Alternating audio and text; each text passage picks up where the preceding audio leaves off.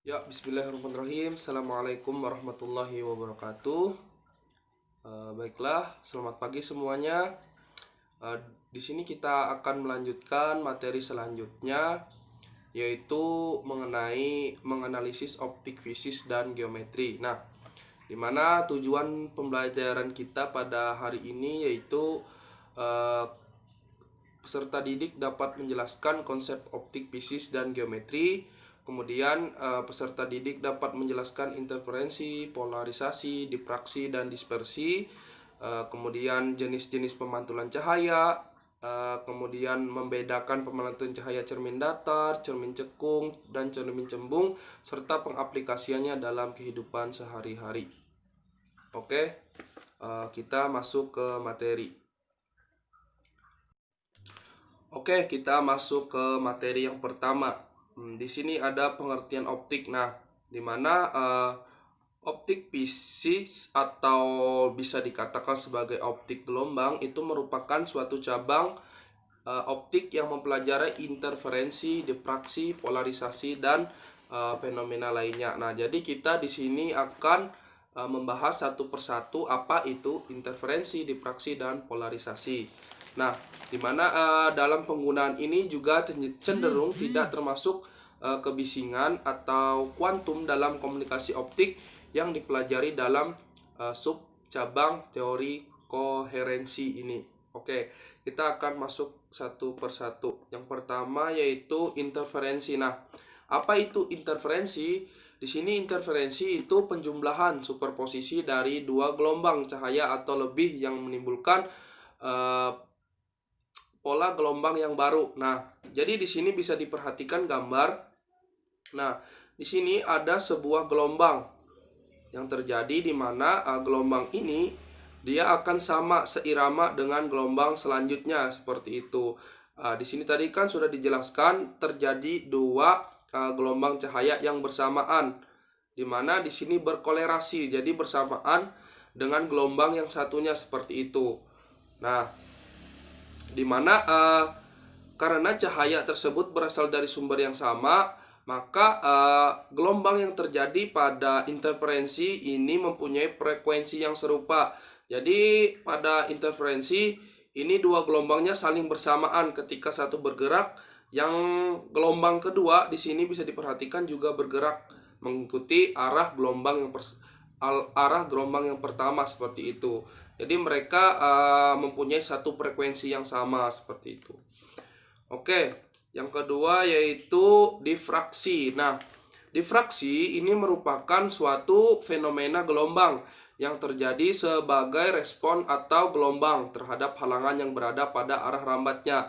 Jadi pada gelombang difraksi atau bisa dikatakan difraksi cahaya ini terjadi sebuah pemantulan seperti itu, di mana terjadinya bisa digunakan untuk menjelaskan respon cahaya dengan dimaksudkan yaitu pelengkungan cahaya yang mengintari halangan kecil pada arah rambatnya seperti itu. Nah, dan ini juga bisa menyebabkan radiasi gelombang yang menyebar keluar dari sebuah cahaya yang merambat pada difraksi cahaya seperti itu.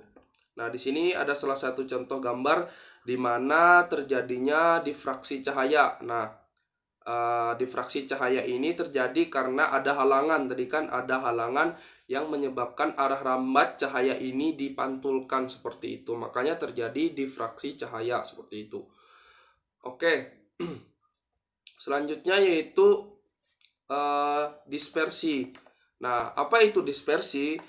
Dispersi ini juga bisa disebut sebagai kromatik atau dispersion, di mana ini merupakan sebuah fenomena saat kecepatan fase suatu gelombang bergantung pada frekuensinya. Nah, jadi gelombang ini dia bergantung terhadap frekuensinya. Misalkan frekuensinya lambat, maka gelombang yang terjadi pun akan lambat seperti itu. Nah, tapi pada saat kecepatan gelombang terjadi sebuah percepatan, maka juga akan terjadi gelombang yang sangat cepat terjadi. Karena apa? Karena tadi sudah dijelaskan bahwasanya gelombang pada dispersi ini mengikuti arah frekuensinya seperti salah satu contohnya ini bisa diperhatikan dispersi pada sebuah pada sebuah gambar. Ini kan terjadi kelengkungan, misalkan ini disinari cahaya. Ini terjadi ada pemantulan cahaya yang membentuk seperti pelangi seperti itu kan. Oke, seperti itu. Oke, ini salah satu contohnya pada gambar prisma, di mana dispersi ini bisa dikatakan sebagai pembelokan cahaya. Coba bisa diperhatikan, misalkan kalian pernah melihat prisma berbentuk kaca. Nah, ketika dipantulkan cahaya, dia akan membelok. Nah, terjadi pigmen-pigmen cahaya seperti pelangi-pelangi seperti itu. Nah, ini yang terjadi pada dispersi cahaya. Oke, selanjutnya yaitu polarisasi. Apa itu polarisasi? Nah, di sini polarisasi dimaksudkan sebagai orientasi gelombang pada cahaya. Nah, namun pada polarisasi ini terdapat 3 jenis polarisasi atau osilasi gelombang cahaya yang berorientasi di mana dalam satu arah linier atau berorientasi bersamaan dengan arah rambatnya. Nah, bisa diperhatikan bagaimana sih terjadinya polarisasi cahaya. Nah, di sini ada 3 gambar. Seperti itu. Oke. Selanjutnya kita masuk ke jenis-jenis pemantulan cahaya. Nah, pada jenis-jenis pemantulan cahaya itu terdapat beberapa macam jenis. Nah, di mana pemantulan cahaya ini ada yang dinamakan sebagai pemantulan teratur dan ada pemantulan baur. Nah, di mana pemantulan teratur ini terjadi ketika suatu berkas cahaya sejajar pada permukaan yang halus dan rata seperti itu. Nah, di mana jenis pemantulan cahaya yang teratur ini bisa dilihat di cermin datar seperti itu atau permukaan air yang tenang. Nah, kemudian pemantulan baur itu terjadi suatu berkas cahaya yang sejajar pada permukaan kasar, tidak rata dipantulkannya, dan juga dipantulkan cahayanya itu ke berbagai arah yang tidak tertentu. Nah, seperti itu. Oke, yang pertama kita akan membahas mengenai pemantulan cahaya pada cermin datar. Nah, pemantulan cahaya ini pada cermin datar ini memang biasanya sering kita temui dalam kehidupan sehari-hari, di mana cermin datar itu merupakan cermin yang permukaan pemantulannya datar atau rata. Nah, dan salah satu permukaannya itu dilapisi logam atau biasanya dilapisi perak. Nah, dalam kehidupan sehari-hari mungkin kita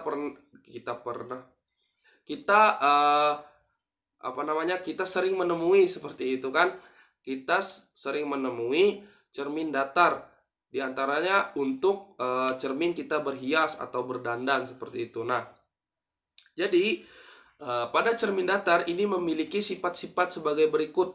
Di antaranya yaitu yang pertama merupakan bayangan maya. Nah, kemudian tegak seperti bendanya. Jadi ketika kita bercermin, jadi kan hasil dari cermin itu adalah gambaran diri kita, pantulan dari diri kita seperti itu. Nah, kemudian sama besarnya dan bendanya. Jadi besarnya sama dan tidak berubah seperti kalau kita menggunakan cermin datar. Kemudian menghadap terbalik dengan bendanya. Jarak benda ke cermin sama dengan jarak bayangan ke cermin seperti itu. Nah, ini pemantulan cahaya pada cermin datar. Oke, selanjutnya yaitu pemantulan cahaya pada cermin cekung. Nah, di mana pemantulan cahaya pada cermin cekung ini adalah cermin yang permukaan pemantulannya melengkung ke dalam. Nah, jadi cermin cekung ini bersifat mengumpulkan sinar pantul atau konvergen. Nah, aplikasinya yang biasa kita temukan dalam kehidupan sehari-hari yaitu kita lihat di dalam sendok makan. Nah, di mana sendok makan yang jenis logam seperti itu kan. Nah, dilihat bagian dalamnya itu kan ada untuk kita menaruh misalkan nasi seperti itu. Nah, itu adalah salah satu contoh pengaplikasian pemantulan cahaya pada cermin cekung. Coba bisa kita lihat misalkan kita bisa melihat muka kita seperti itu kan di dalam sendok makan logam tersebut seperti itu. Nah, jadi sinar datang sejajar sumbu utama cermin akan dipantulkan melalui titik fokus. Nah, jadi di sini ada 3 sinar istimewa pada cermin cekung. Tadi salah satunya sinar datang sejajar sumbu utama, kemudian sinar datang melalui titik fokus akan dipantulkan sejajar sumbu utama. Nah, dan yang ketiga itu sinar datang melalui titik pusat kelengkungan akan dipantulkan kembali seperti itu melalui titik pusat kelengkungan tersebut. Nah, ini 3 sinar istimewa pada cermin cekung. Ini pengaplikasiannya tadi pada sebuah sendok makan yang jenisnya logam. Nah, kemudian pemantulan cahaya pada cermin cembung. Nah, pemantulan cahaya pada cermin cembung ini merupakan jenis cermin lengkung yang permukaan pemantulannya melengkung keluar. Nah, cermin cembung ini juga bisa disebut cermin divergen karena cermin cembung bersifat menyebarkan cahaya yang mengenainya. Nah, aplikasinya juga bisa dikatakan sama kurang lebih seperti cermin cekung. Tadi kan kalau cermin cekung itu pada sendok di bagian dalamnya. Nah, kalau pada cermin cembung itu di bagian luar sendok yang melengkung keluar seperti itu. Nah, itu bisa dikatakan aplikasi dalam kehidupan sehari-hari.